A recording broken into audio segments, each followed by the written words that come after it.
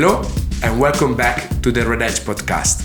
Today I'm here with Quentin and Bobby to talk about the importance of an operational framework and how to see it from a different perspective. So Bobby and Quentin, please introduce yourself, much better than me, and let's talk about operations. Sure. Thank you very much for this podcast. I'm delighted to be back. And I am Bobby Console-Verma. I'm the CEO and co-founder of 1FS Wealth. We are a company which really is all about bringing together that operational framework and efficiency for family offices. So that's a key part of what we've built as a platform, and it's a technology platform. Thank you. Hello, everyone. Pleasure to be here. Thank you for having me. I'm the co-founder and co-head of Perform Due Diligence Services. So Perform, as the name suggests, is a standalone operational due diligence company. We perform a lot of work in the industry from both the stance of investors, institutional or otherwise, looking at investment managers. And we also work an awful lot with the investment managers themselves and even some of their core service providers. So we really do have a good sense of the stance, each of the stances and the considerations, to your point, Andrea, of what then constitutes a robust operational environment at a manager. Thank you. Pleasure to be here. Thank you very much, both.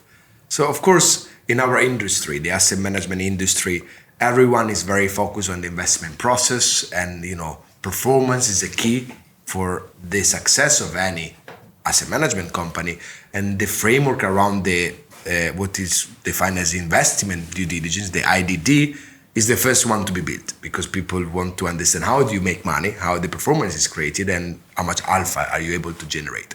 And then kicks in the ODD. And I think the most common mistake is to give more importance to the IDD than the ODD as a framework, as an investment. And we did it as a mistake in the very beginning of our firm, and we always can improve in any kind of subcategory of the asset of our industry. But investing in a strong and robust operation, even the things that will look less important to you may not be less important for an investor, for example, and the importance of paying attention to the smaller details, it is key in our industry. That's why Quentin, with his firm, performs, for example, health checks, which we, if you want to talk about them, if you want to talk about them, because I find it very important that someone external comes in and checks what you've been doing and spots things that you don't see. Not necessarily from an investor perspective, but as an health check.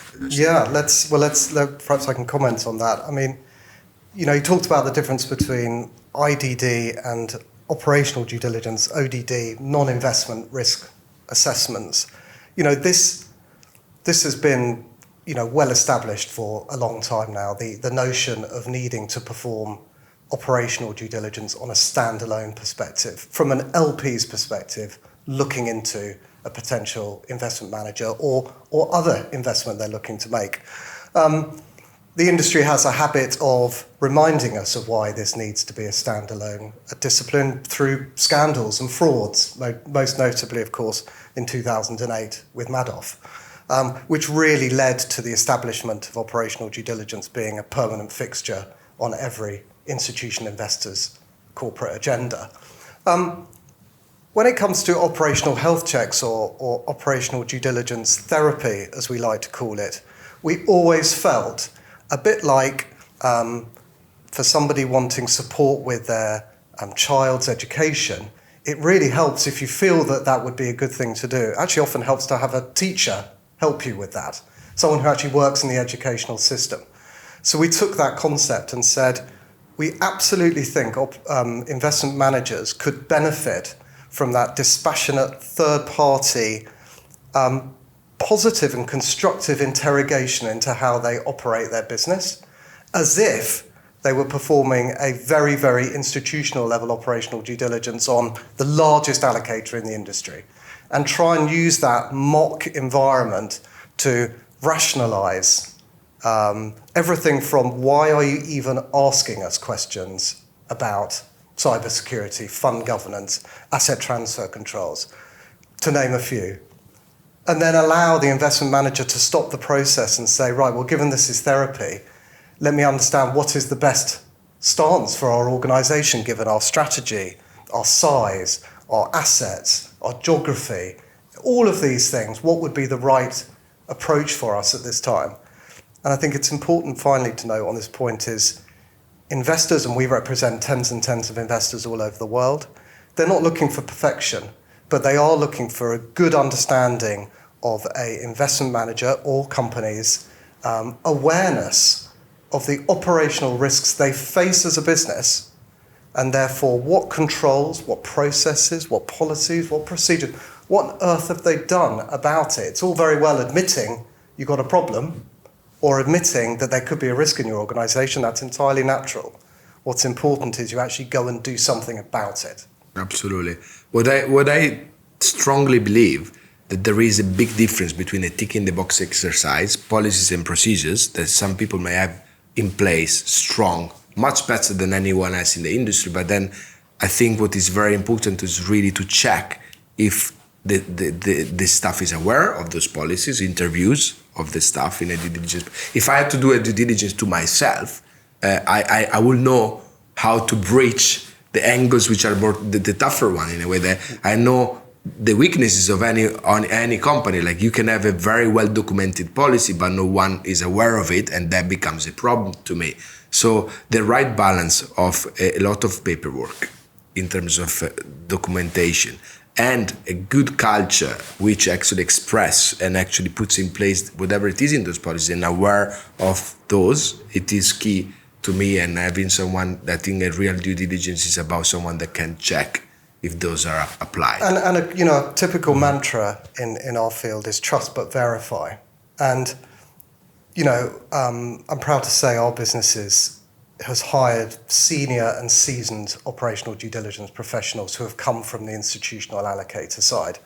And you can't underestimate quite the level of forensic detail an operational due diligence practitioner will go into, and what they can find and what that might lead to in terms of then their necessary interviews, verification procedures. And that can be from one careless mistake in your DDQ through to things that simply don't reconcile between your memo and arts, your articles of associations, your PPMs, your manuals. All of that can lead to a collage of operational risks and concerns that can ultimately lead to the ODD leading to a conclusion that the risks just simply haven't been managed appropriately at this time. Mm-hmm. Bobby, you just recently were through one of those processes as a you actually were due diligence from someone. How was it? Can you talk about that? Of course, not details. Yeah, with pleasure. It was in depth. It was time consuming. It was forensic. And but did we benefit from it as a company? Absolutely. And at the time, you might think it's terribly onerous and it's consuming not just my time, but the whole team's time. And on reflection, it was probably the best thing that we actually had to go through as an exercise, because it tightened up all of the processes and made sure that we have got a truly robust framework now. But we also then supplemented it with ISO 27001.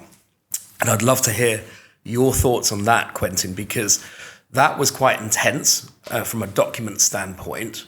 But what that also made me understand is that it's about the maintenance of those documents and the maintenance of those processes. So I think a lot of people think of ODD as being a one-off exercise, but certainly not on this side of the fence. Quentin's going to, I'm sure, explain the importance of having the regular maintenance checks. But coming back to the investor, so we had, to explain the example, we had an investor which we really wanted to bring on board because they are so aligned with our business. And it's a large family office, and the questions that they asked were really off the back of them being a fintech investor. And that's how they made their money. So they knew exactly what to ask. But I feel that because we had a data room, a proper, well-stocked data room in place, that really helped. also, I've always believed that even if you're running a startup, and we've slightly evolved out of that stage, but we're still a very young company, I've always believed that you need to run a company as if it's a much larger organization. And if you adopt that mindset and have good corporate governance in place, including board minutes and regular board meetings and an investment committee process, etc., which isn't so relevant for us because we're not allocating capital, but in my historic life, that's exactly what I've done. So I've been an allocator, but now I'm actually a consumer of capital, i.e. we want investment capital to come into our company. So yeah, overall, incredibly powerful exercise for all of the team. Absolutely. I think one of the questions I had in mind was, what is the most common question that you receive, or what, and in step number 2 of the due diligence, standard questions are asked, a lot of them. What requires more deep diving in your past experience and this one? What was the key points of those due diligence, where they wanted to press in your kind of industry? Yeah, for our example, I think it was they wanted to check how strong was the financial model. So we have a financial model, but it's really easy to create that and not update it. And we had to ensure that it was correctly updated, were the actuals truly accurate. And so there was a lot of validation on that front, because I think that ties into the vision. If we have a company now producing X amount of revenue, what is it going to produce in a year? What are the forecasts based upon? So I think that was incredibly important for them.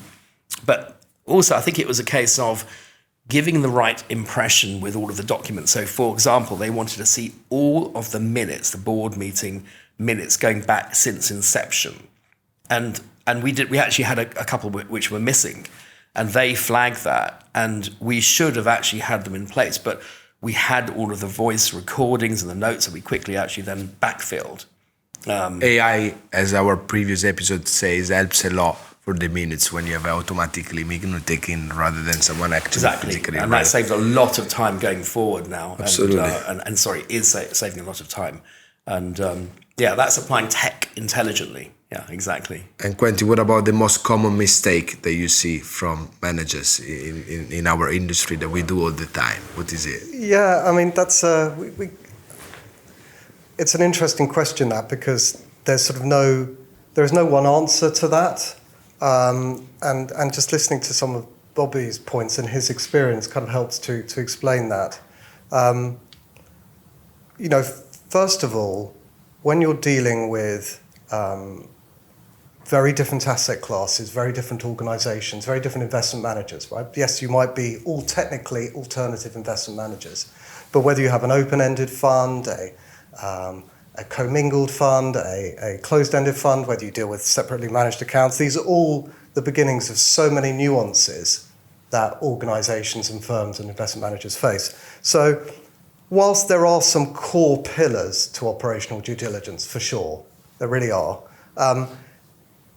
we think that questions, testing, verifications, interviews should always be tailored to the specifics of that organization.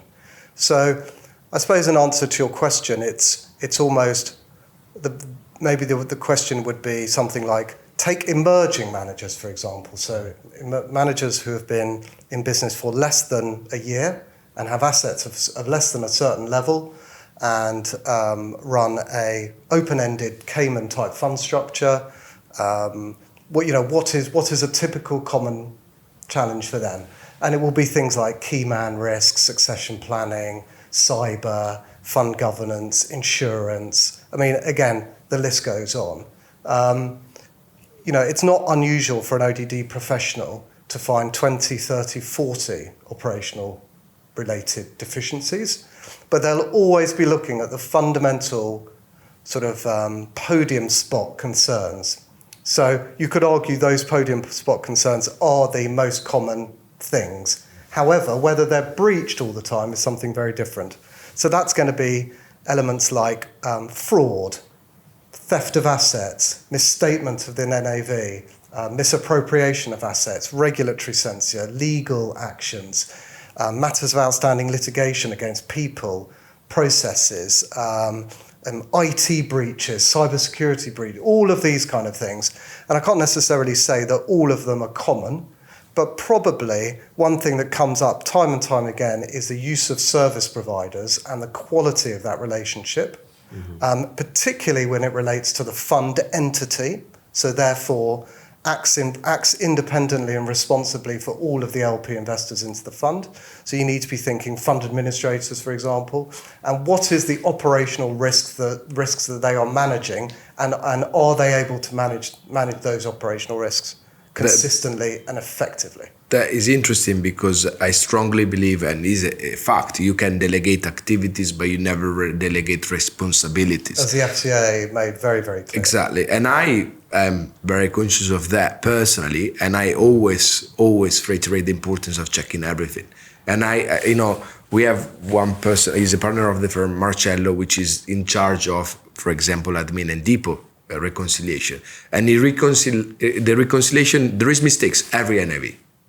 Mistakes which are in a region of margin of error, which is so little that he always says, how can everyone be checking it so deeply as I do, because he spends so much time on this and spot the big AUM firms. There is no way that we spot the £5,000 mistakes which he gets to all the time. He has a ratio of literally 5,000 or above. He has to reconcile. Below 5,000, if we track, and if he settle itself through a period, we define it in marginal. But for the central bank, for example, 0.5% is considered marginal. So you can say from a regulatory perspective, half of a percent of NAV, it falls down of a lot of mistake that can be ignored from a regulatory perspective, that admin and administration. I'm talking about Irish regulated. But also going back to my sort of looping it into my point a bit earlier, taking emerging managers again, it's just as a simple discussion point. It may well be that one individual in the firm is simply doing too many roles. And as the assets of the firm grow and the investors in the fund grow, that is something that needs to be considered. But the ODD practitioner will be looking to understand, well, how is the investment manager thinking about that? Are they planning more fund products? Are they hiring? Have they even been interviewing? Are they thinking about the dispensation of the role, the backup? Because what will really concern an ODD person is operational risks exist, fact, within an organisation, but should somebody have the motive and desire to behave in a way that's not in the best interest of the fund, and they could, even though it might be extraordinarily unlikely, and it's not controlled in any way, that's always going to lead to some level of concern, whether they're using a third-party provider like us or doing the research themselves. It always will. It's about assurance. It's about making allocations safely. Let's not forget that the world is full of active, intelligent, and smart LP allocators looking to deploy assets to equally smart, diverse, and intelligent investment managers. They want to work with people. Don't make it difficult to work with them. The ODD will always say to you, the first thing you want to do is make it easy to work with us. The manager should rightfully say, you, the ODD, make it easy for us to work with you too. It's a marriage after all. It's a relationship, and it works both ways. And we've really, really focused on that nuanced relationship for ever since I launched the firm in 2019. Fantastic. Yeah, and do you know what I'd add to that is the point that really, if you think about a company, I mean, it's just taking a step back. Everything you said is spot on. So, for example, with the roles of individuals, having a clearly defined terms of reference is really important, and that's going to change. It's a dynamic thing. That allows you to make sure that that person isn't swamped, so that they are doing their job correctly.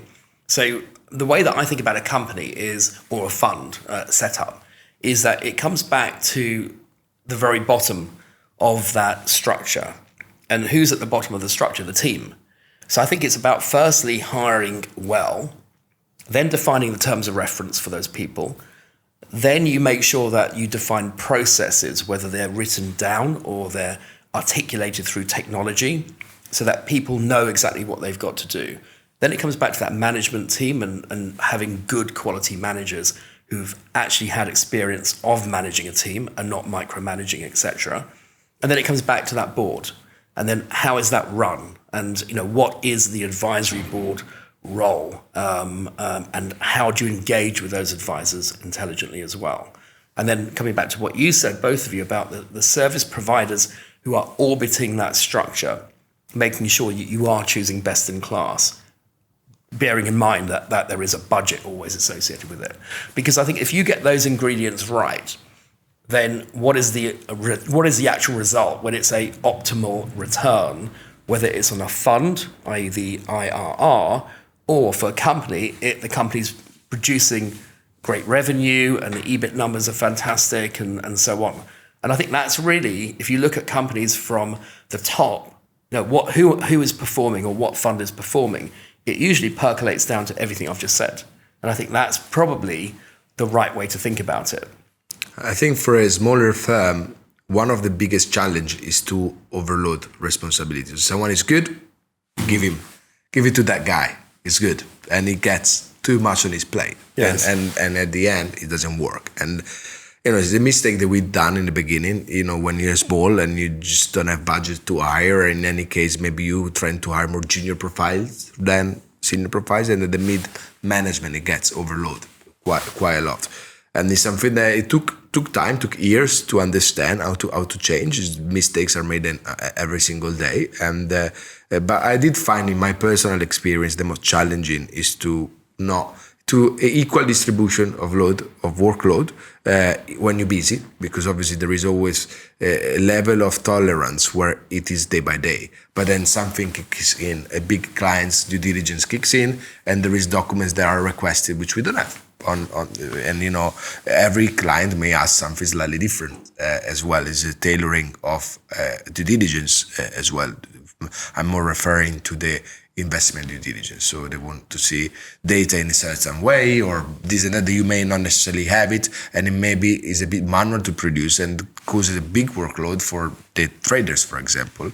How to equally distribute between support and portfolio, because you cannot, one of the key, and I think back to your initial point, is you cannot stop the activity of a firm just for a due diligence. It is exhausting, it is time consuming, but the firm has to be running whatever business as usual. You cannot pause anything because you are subject to a due diligence, either for an investment at the equity level or at the product level. I think on your firm, you will have the due diligence from clients as well. They want to be confident with your structure, not just investors. It's both. Still, they don't allocate, but they're using your system, and as a service provider, they want to make sure that you are best in class. And so, how do you do it? You do diligence again. And this is why we took the proactive step to launch an operational due diligence report solution to the industry at large, because listening to Bobby's experience, not every investor can or will take the time to give you the necessary feedback that ends up being incredibly helpful to your business. They may have many potential prospects or existing allocations they've got to get through, and it actually is a bit more faceless and functional. Then you, as the investment manager, you don't necessarily have the time to step away and react to all of the different operational due diligences. It's quite inefficient, and you're probably always just sort of dealing with it inbound as it comes in. So we noticed that. And we know, and you also mentioned about ISOs and other third-party certifications like SOC and ISAE, which are controls reports from typically delivered by Big Four accounting firms. One thing we noticed was none of these things are ODD reports. And actually what everyone wants is an ODD report. That's what they want. They want operational due diligence research. You can kind of call it what you want, but it needs to be a sensible, semi-chronological, well-written, easy to consume, helpful document. There's not a DDQ written by the manager. It's not something written by the investor. It's a sensible document that creates significant efficiencies and that can be proactively delivered to people to say, listen, before you come and talk to us, have a read of this. Things about ISOs is, whilst they serve a very good purpose technically, they are literally a tick in the box. It literally is a sticker on your window. There's not much you can do with it apart from acknowledging, and if you really need to understand what the components of ISO are to really get a appreciation of what it controls. Same with controls reports from ISE and SOC. It's actually quite hard to even access these reports, and they're written in a way that makes it quite difficult to actually extract perhaps core due diligence things you need. So why not just have a due diligence report that captures and acknowledges that you've done these kind of things, if you've done these kind of things, but also makes sense of if you don't have some of these things, why that's not a problem either. So it's about being rational, it's about being articulate, and we just felt that it's got to be a due diligence firm to take that role. It has to be a due diligence firm. It has to be people that do nothing else but this kind of work, because they've got the right stance. They're not consumed with running an investment management firm. They're not overwhelmed with day-to-day ODDs they've got to do for their one LP. So it's an interesting point in the industry, but done well and done properly, we think it will be very impactful, and we're already seeing the effects of it. Yeah, I can imagine. I think that it's off the back of talking to you, Quentin, and you've provided us with guidance and advice on how to deal with that DD process, for which we're grateful. And it's been incredibly powerful. And what I would say, on touching on the ISO 27001, I would still say that whilst it has got elements of a box ticking exercise, again, we learnt a lot from the process and actually implementing it. And because there was a lot of consultation with the team, I think that's really important, because that helped to smooth out processes as well. So I actually think that ISO is good. It is a great stamp of credibility for us as a company. We were asked to do it by one of our big clients, and I'm glad they asked. At the time we thought, oh no, this is going to be an awful lot of work, not just to get that certification, but also to maintain that certification and implement it. And so that's my view on ISO. It's quite early for us because we've only just achieved that certification. And what we will be doing is coming to you at some point next year and saying, right, okay, how are we doing in the context of not just ISO, but now are we actually looking ship shape? And then just touching on what you said, Andrea, I think what's really important is that if you have a team and you give them tasks to do, that's great. That's exactly what you need to do.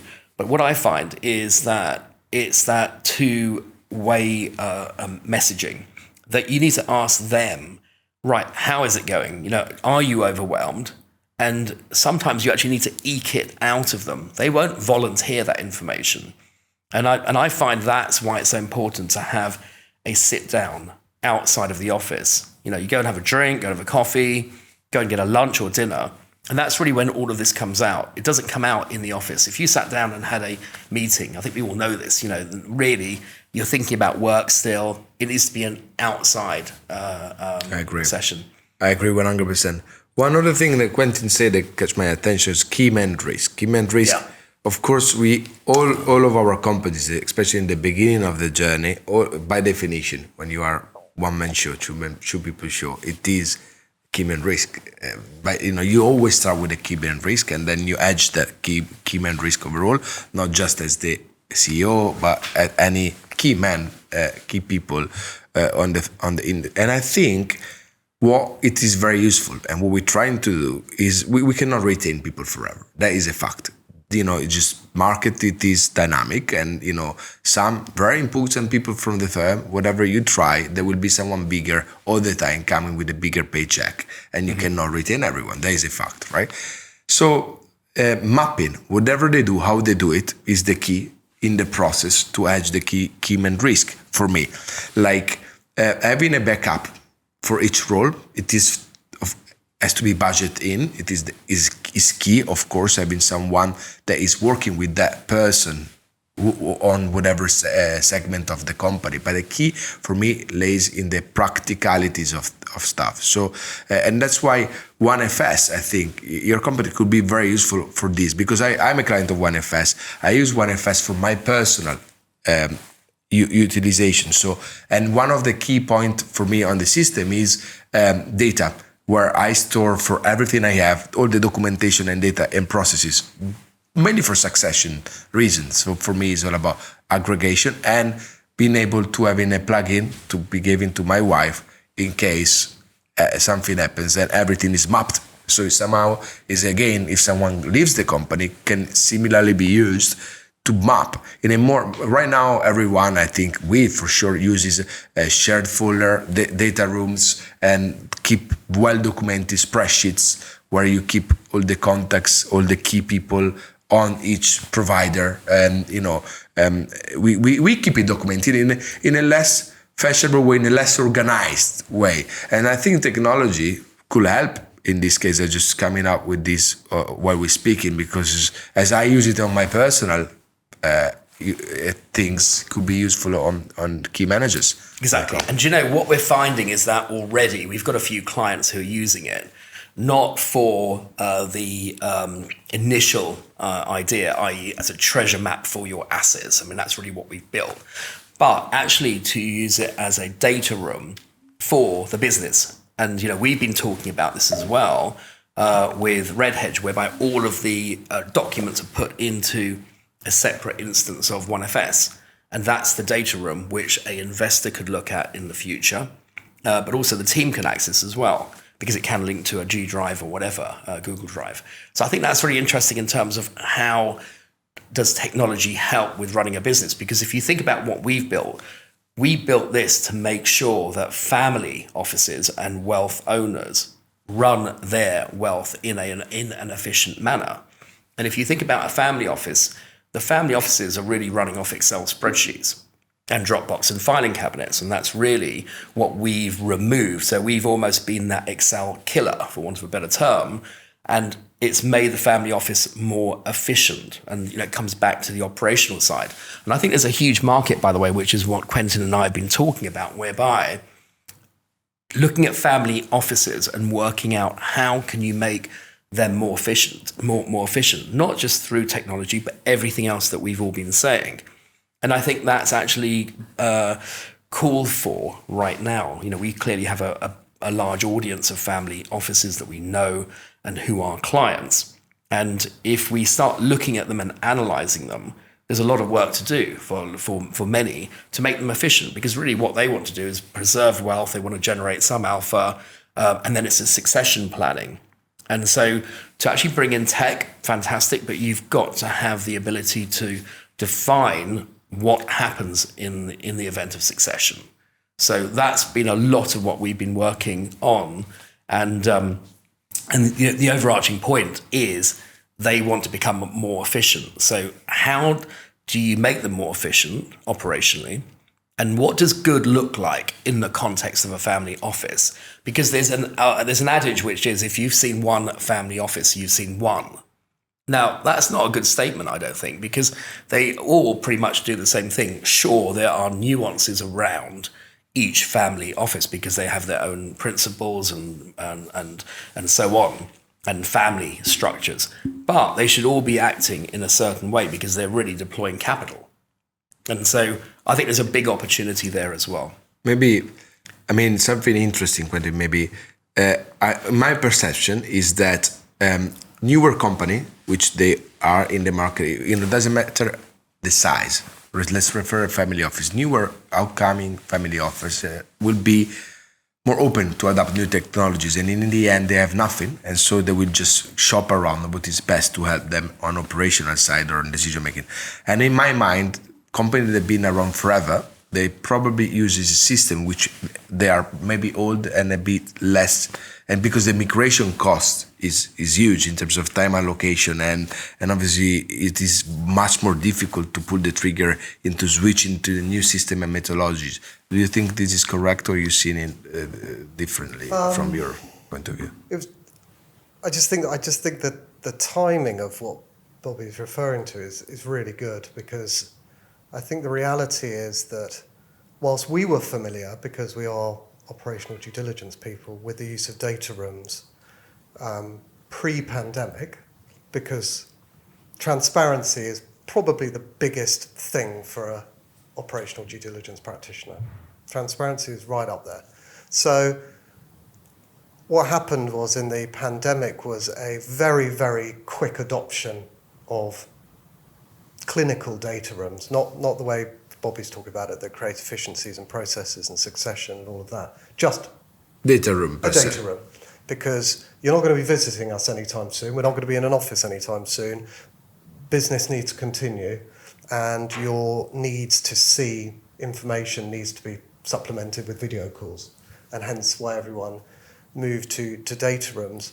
But I think it's got a way to go. I think it was just it's a starter for 10 that demonstrated that actually people should feel empowered and comfortable to share documents that historically they felt could only be seen on site because they had a perception that for some reason that document was extraordinarily proprietary or otherwise. That's moved, so that's gone. So now it's a case of whatever you would like to see, you can see in a controlled environment.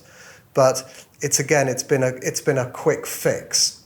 It's been a quick fix. You need to see everything. You're not going to visit us. It's going to be virtual due diligence. Let's grab whatever available data room is there. And I'm not sure whether due diligence practitioners really challenge the quality of the data room, or nor do they need to really. But that's a good question in itself. What if the data room ironically got hacked in some way or breached in some way? And there are just some very well-known data rooms that the industry has used now for some time that have appropriate backups. But I do think the moving that one stage ahead and saying, right, well, now we're doing it anyway, and that's the way the world operates, and it's efficient. Let's start using that to add value much more meaningfully. And it's, And what about, sorry, interrupted. What about on the opposite side, on the IDDs system, order management systems and back office systems? Do you believe that older company, more historical company will be resilient will be adverse in changing those systems and maybe using something that is not as advanced that is on the market, or you think they adapt quite easily overall? Well, I think that's a good question. I mean, there's a few things that I've seen change over time. Originally, the idea of having multiple services delivered by one service provider was very much frowned upon, because what if? Now it's much more commonly accepted that several services can be deployed from the same provider, and actually it's quite aggregated and concentrated, and scrutiny is applied to those service providers, but they can exist appropriately. But changing any service provider for investment manager can be very, very challenging, because it's that expression of, doing something while the plane is flying kind of thing. So and often, historically anyway, there would need to be an event of some sort. So a qualified opinion on the fund financial statements, or a misstatement of the NAV, a relentless, consistent misstatement of the NAV, or something like that, or a regulatory censure and the compliance consultant hadn't identified this coming up, breaches or otherwise, and the list goes on. But to change a service provider can be really challenging for an organisation. But I have noticed that, and I'm pleased to say, that's not stopping people anymore. They're like, if I need to change my service provider, I need to evolve, I need to innovate, I need to improve. I just need to evolve, innovate, and improve. I can't now be stuck with a solution that isn't right or fit for purpose or supporting the growth of our business just because they've been with us for a few years and it's going to be a hassle to get out. And one thing we've noticed, whether it's driven by investors or whether it's driven by regulators or both, but we're getting more and more managers coming to us now and saying, okay, would Perform help us oversee, monitor and review our core service providers? We don't feel to date that we've necessarily positively or negatively scrutinized those relationships, and it would be very helpful to have a third party support us in that journey. And the output of that work may lead to renegotiation of terms, may need to replacement of a provider, it may need to extension of services from that provider. It doesn't need to be bad. It may just help rethink, revisit, reorganize how businesses work in a really positive way and put in place some monitoring. We talked about that from the top. Everything I've talked about today is not meant to be a one and done exercise.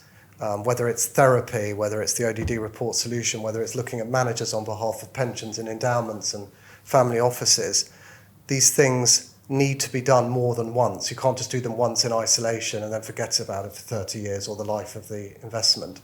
You need to be thinking about what monitoring means to you. And that means different things to different people, and then putting something in place that is sensible in terms of frequency, depth, and scope, and is proportionate. What I like about Redhedge is the fact that you're always striving for excellence with your support group, and service providers are actually reviewed on a regular basis. So you've recently changed your fund administrator to Apex. And so was that a difficult process to go through? I mean, that was a very difficult decision because the change, we used to have BNY Mellon as a administrator and a depository bank. And, the strategy that we run is with repos and not having a PB on top. It is maybe have layers of complication that some of the banks would be struggling to handle. And so most of the, let's call it like tier one bank names, which will be more commonly heard in our industry, didn't have the technology to support really our business model. And so Apex, which was a name that I didn't know well before, felt Visa is very recent, so we switched to them some of the funds in October, and feels like they are supporting us much better on the technological point of view, and the mistakes are less than other made in the past, and the speed as well, which is very important. We have funds which has a daily NIV, which also we need to receive the NIV, at a certain time of the day to be able to approve it after a certain amount of hours that we need to work on that, and for the funds which are less frequently NIVs, for example, for a monthly NIV fund, we need to receive it within days of the end of the period. Otherwise, the time through the investor, which I think is key, is too long. And so far, so good. It is early to be celebrating, sure. But let's see. Yeah. But what a great example, because you'll never forget in the life of Redhedge. You will never be allowed to forget now that you changed your fund administrator. It is a process. Not only will you not forget it from the experience you had of changing it, but it will always come up, because what has changed since inception will always expect an answer to that question. So That's why exercises like therapy are good, because they help arm you to deal with a question that will never not be asked again of your firm as a result of making that decision. Yeah. Do you know what's been interesting is hearing you talk, Quentin, about the fact that you've actually got this service whereby you can help a company that's going through that transformation from one service provider, one tech provider, whatever, to another. It's interesting because if you think about what we're doing as a business, you've got someone who is using Excel. So you have a family office that's using Excel currently. They're moving in quite a radical fashion to a platform such as ours. And that requires a lot of rethinking about their data, the data mapping, moving from unstructured data sets to structured, and really collating all of the documents. So I think there's actually something to be done there, whereby when we sign up a large client, you should be part of that process if that's appropriate, whereby you work with that company, that family office, to actually optimize that transition. So it could be quite interesting because I didn't realize that you did that. And I can see the value, because it is a process that the family offices have to go through. And sometimes our onboarding is time consuming, not because we can't do it from a technology perspective, but more because the family has to actually collate everything. Yeah, I guess the privilege of the solution you have for a family office and the beauty of it is they've only got themselves to answer to, and they're going to be armed with a very innovative product that you offer to put them in the, to revolutionize how they think about their family arrangements. There's no question. It's very, very a very positive tool for Andrea in his business. He's always got people to answer to. He's always going to have someone that's going to rightfully, whether we represent them or otherwise, every decision he makes as an organisation, because he manages commingled funds. So every decision you make as a business owner and a business manager, you've also got to think about, well, what's the reaction going to be of everyone that invests in me now currently, and all of the people I want to invest with us in the future. And that's quite a big deal. That's quite a lot to consume when you're just trying to run a business, grow a business. To be thinking that broadly and that laterally can be, I just think, extraordinarily challenging. So having guidance around that has got to be sensible, because that can be, I'd imagine, quite overwhelming.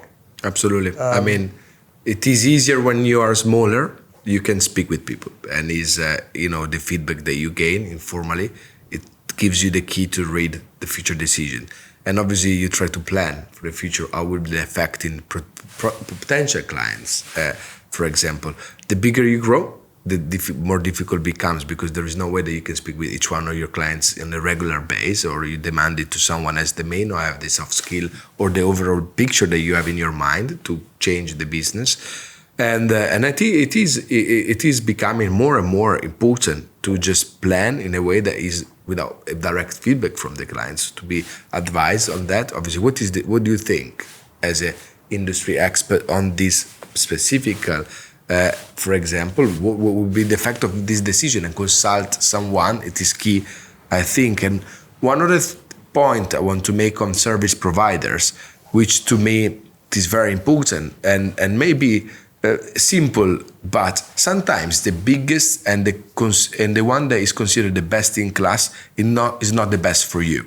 I do strongly think that you need to have a voice in the organization that you select. So if there is ever a problem of any kind, you need to be having the attention that is fairly supposed to be dedicated to your account. And in our world, if you're a small account to a company, you will be bottom of the list. And so the size weighted to the organization, it is very important, or the revenues that you generate to that or specific organization within the country or the region where you are located, for example.